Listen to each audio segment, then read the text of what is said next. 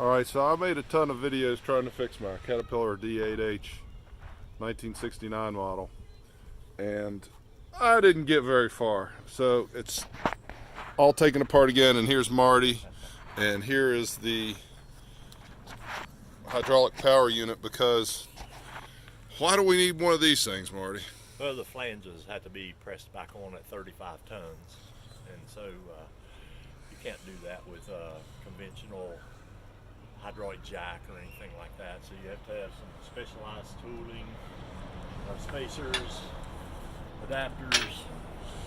And even before that, you also have to press them off too. Yeah, we had to press them off at 35 tons. So we did that a week or two back, and then got all our parts in, put all the new parts in it, and now we're finishing up pressing the flanges.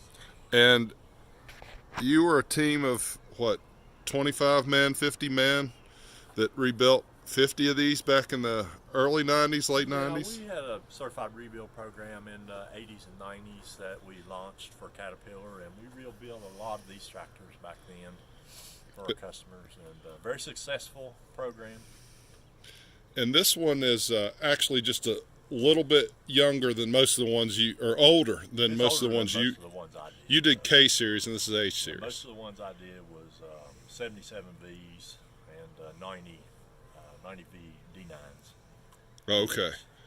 This is a 46A. I have worked on quite a few of these, but we never really done any certified rebuilds on 46As. And about a week ago, you and I were on those two ladders.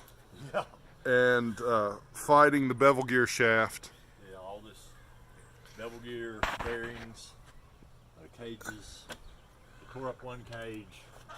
Yeah, I had to order a new bearing cage for one of the bevel gear housings. And we replaced all the bearings in the bevel gear. And they don't make locks anymore, so we had to manufacture locks. And I had to get a new drum. Had to get one new drum, get the brake bands repaired. So, getting both brake bands relined. Yeah, a lot going on with this tractor. Everything's more or less going to kind of sort of be new when it all goes back together, and hopefully it'll work. And you also found a problem with the steering valve. The steering valve was sticky, so we sanded on it a little bit and got it to where it's operational now, and the pressure wouldn't release, so that's back and working correctly. And anyway, we were bent over fighting this big shaft here, trying to get everything back together and trying to get that ring gear on and get the bolts back in the ring gear. And I called you a few days later and said, "Man, is your back sore?" Yeah, it's still sore. And I'd been doing a lot in the gym, kind of stepping back into the gym, being a little bit more active. So I sort of put it off to that, but it wasn't just that. It was being bent over on those ladders and wrestling that together. And this is definitely a marathon rather than a sprint. You guys had all the parts at your disposal back in the 90s, and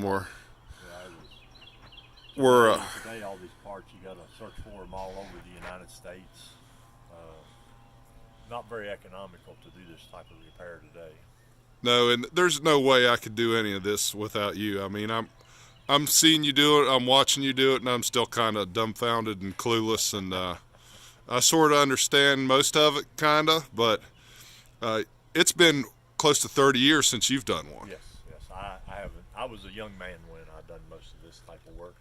Nowadays, tractors are not made like this. The bevel gear and transmission all comes out the back of the machine all in one unit, and so you usually take that out into the shop floor where there's a crane or something like that to do that now. And yesteryear, you had to do all that in the case, in the machine, just like you're seeing it here, you know.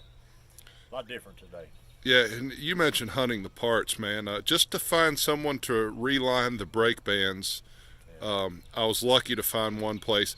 And I've literally called dozens of places looking for different parts, and I had to source parts from several different places. And I shopped them around. Just replacing a brake band, one place quoted me $1,800, one place quoted me $3,000 for a new brake drum. I was able to find the brake drum for $400 and some odd dollars. That's a miracle. And so that tells you the benefit of shopping around. One place was $3,000, the other place was $400.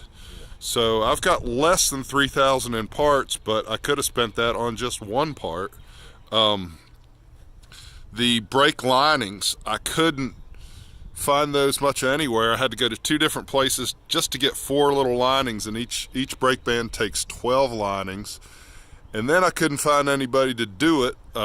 You said we could do it, you could do it, but it involves a lot of precision to really get it right, and it involves the right equipment. I thought maybe the local dealer would have, the capabilities of pressing the rivets into the linings. They don't even have a rivet machine now. They got rid of the rivet machine that would do this type of work. And I called a lot of other places, and so did everybody else. There's one place in Chattanooga, Tennessee that I found, Felton's, and I talked to a gentleman there, Don Clegg, and I spoke to another fellow that works there, Chris, and they said there may be a dozen places around the world that still do that and still have the people and still have the equipment, and he said it's getting fewer and fewer every day. So once these machines are right, they're pretty darn good, but it takes a while to get them right, and it takes someone who's got the knowledge and experience. And that's this man right here, Marty Green. Thanks, Marty. Okay, buddy, anytime.